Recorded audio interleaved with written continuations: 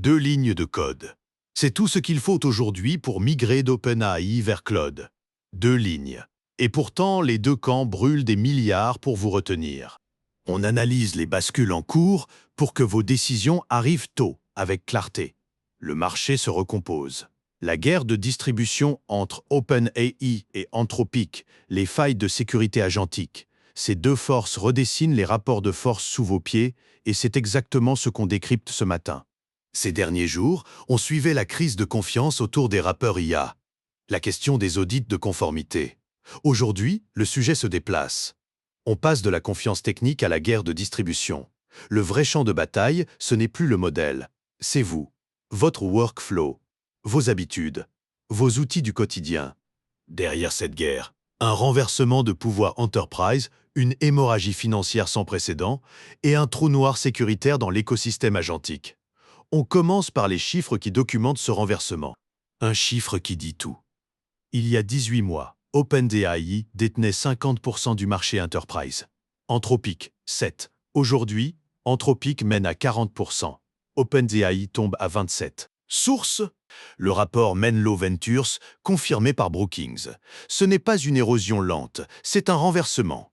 Documenté par 6 sources indépendantes sur 3 continents, en anglais, français, allemand, espagnol et chinois. Quand les analystes convergent à ce point, la tendance est robuste.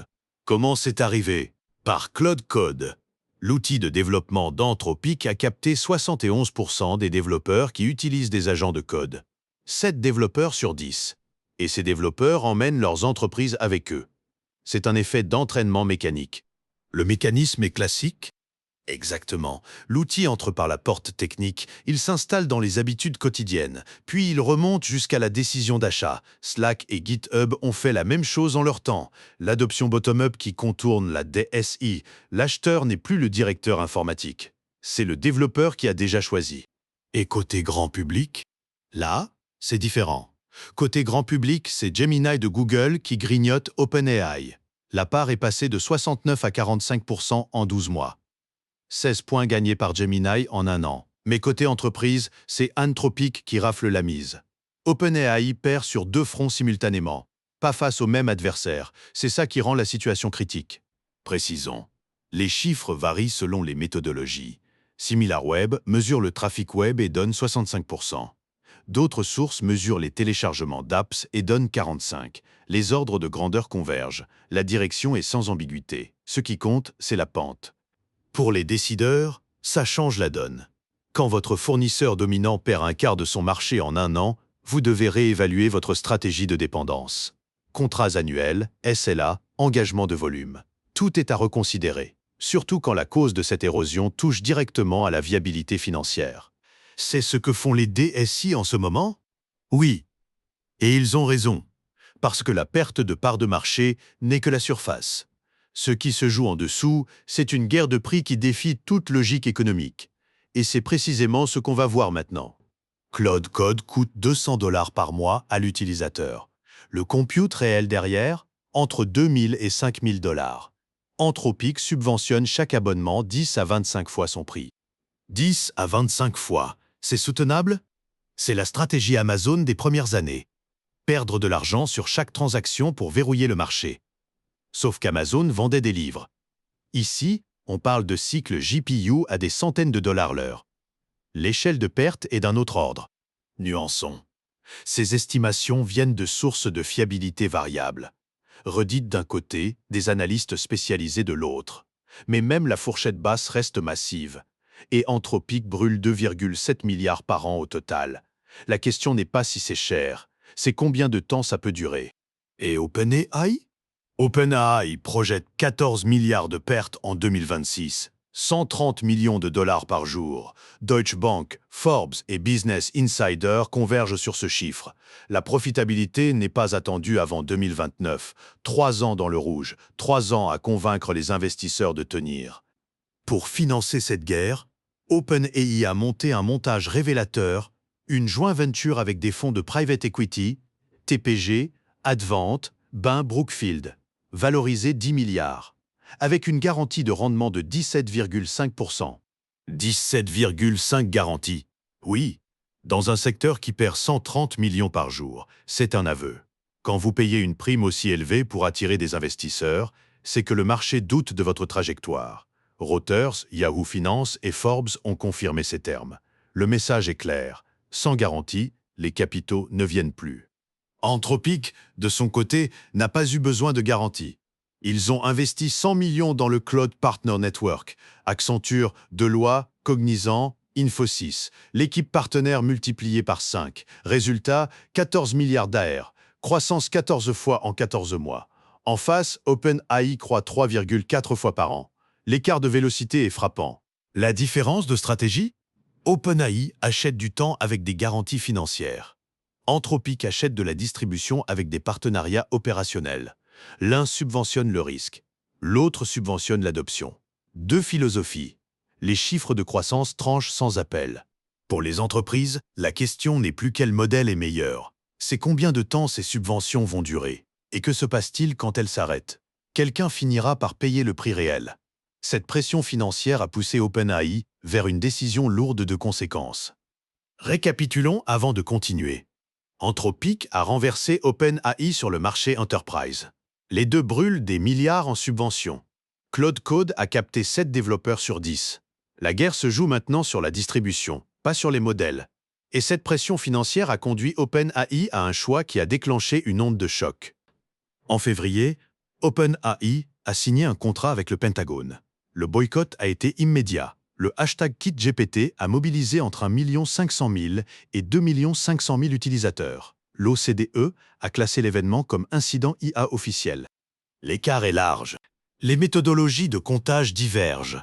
Euronews donne la fourchette basse, d'autres la haute. Mais l'ordre de grandeur est confirmé par 5 sources. BBC, OCDE, Fortune, Guardian, NPR. Les désinstallations de ChatGPT ont bondi de 295%. Quel que soit le chiffre exact, le mouvement est massif. Le signal le plus fort vient de l'intérieur. Caitlin Kalinowski, directrice hardware d'OpenAI, ancienne de Meta, a démissionné le 7 mars. Sur LinkedIn, elle a dénoncé un deal précipité sans garde-fou suffisant. TechCrunch et Forbes ont confirmé. Quand votre propre direction technique claque la porte, le signal est plus puissant que n'importe quel hashtag. Et Altman? Sam Altman a reconnu que l'opération avait été bâclée, que, je cite, « l'optique ne semble pas bonne ». Fortune et CNBC ont publié ces déclarations. Un aveu rare. Les dirigeants de ce calibre admettent rarement une erreur d'exécution en public. Ça traduit une pression interne considérable. L'ironie est parfaite. Le deal militaire devait apporter des revenus. Au lieu de ça, il a propulsé Claude numéro 1 de l'App Store. Le remède a nourri la maladie qu'il était censé soigner. Les utilisateurs qui sont partis ne sont pas revenus.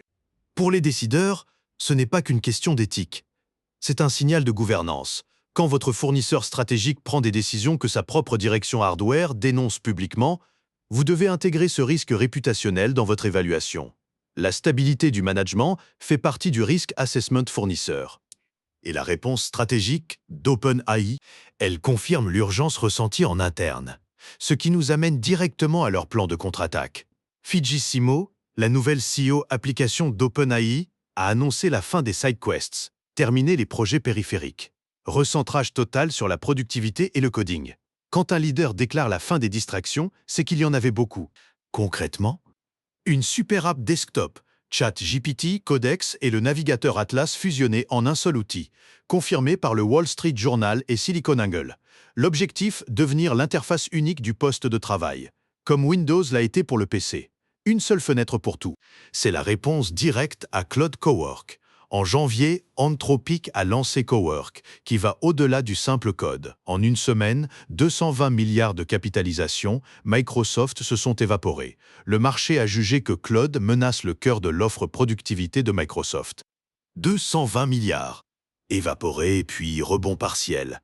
L'impact durable reste à mesurer. Mais le signal initial est clair. Microsoft a réagi en intégrant Claude directement dans Copilot. Quand vous intégrez votre concurrent dans votre propre produit, c'est un aveu implicite. Vous reconnaissez que vos utilisateurs le veulent. Et Google dans tout ça.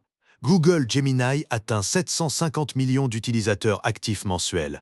Microsoft Copilot stagne à 150 millions, 5 fois moins.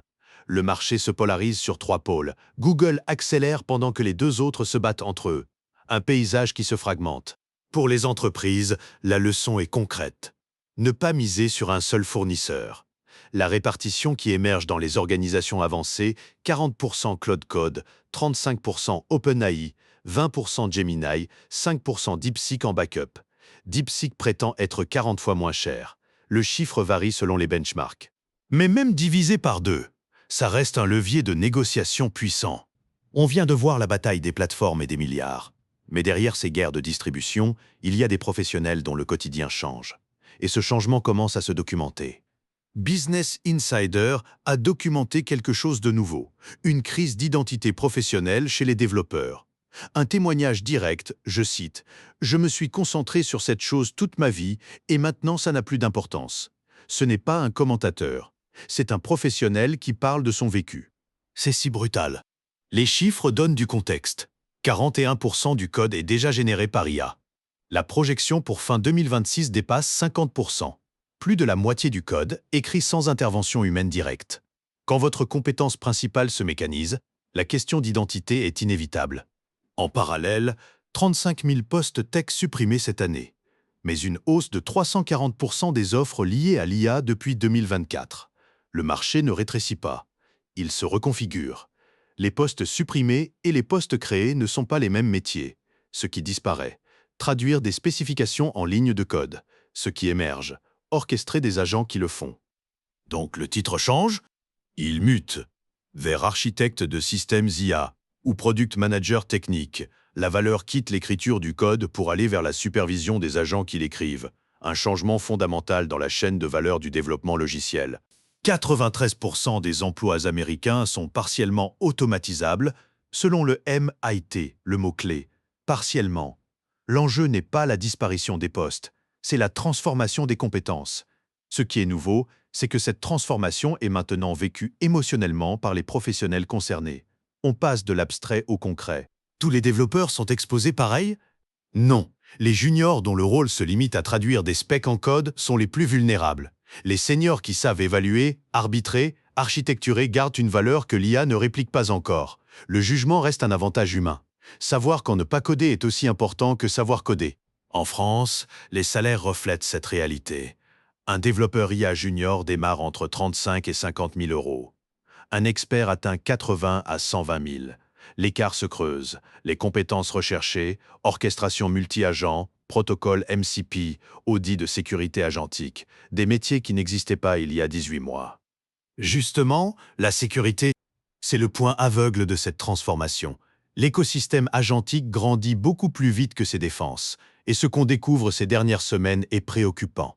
OpenClaw, le framework agentique open source. 341 skills malveillants découverts dans son catalogue, 12% du total, 24 000 instances exposées sur Internet, 2 CVE critiques identifiés par Sierra et Snike. CNBC parle d'un moment chat GPT pour les agents.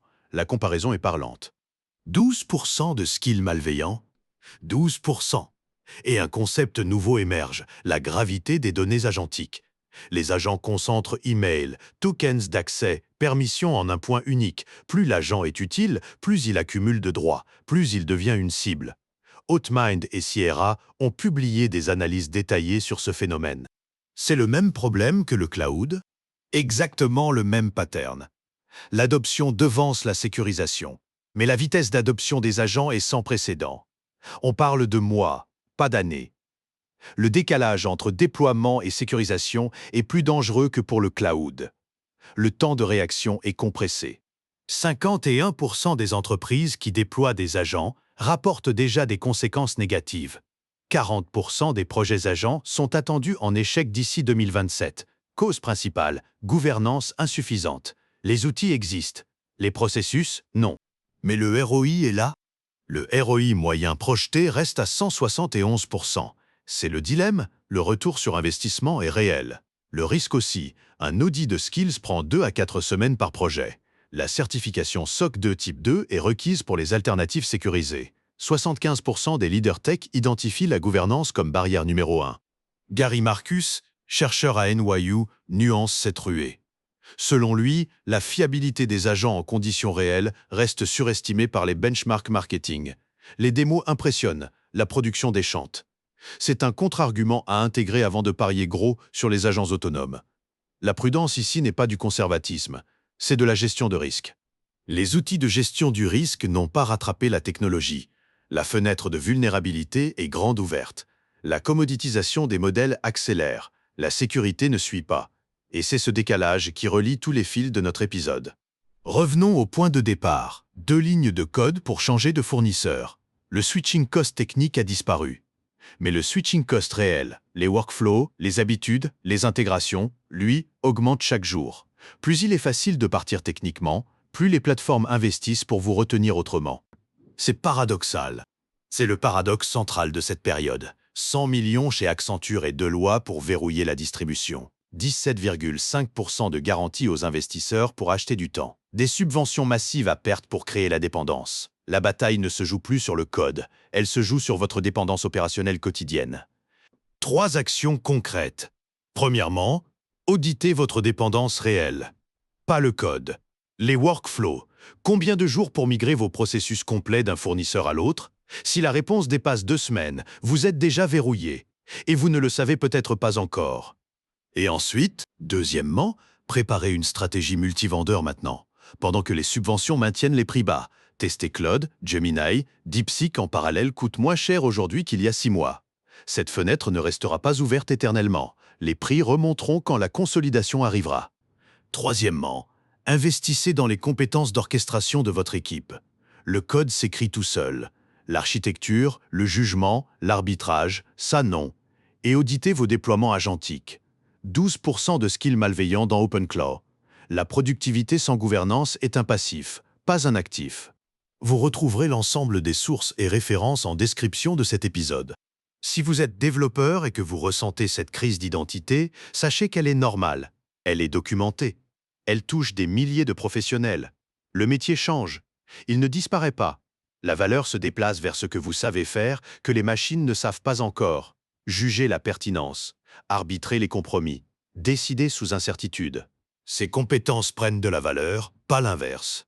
Demain, on suivra la réponse d'Anthropic au deal private equity d'OpenAI et les premières images de la super app desktop. La guerre de distribution ne fait que commencer. Au revoir et à demain.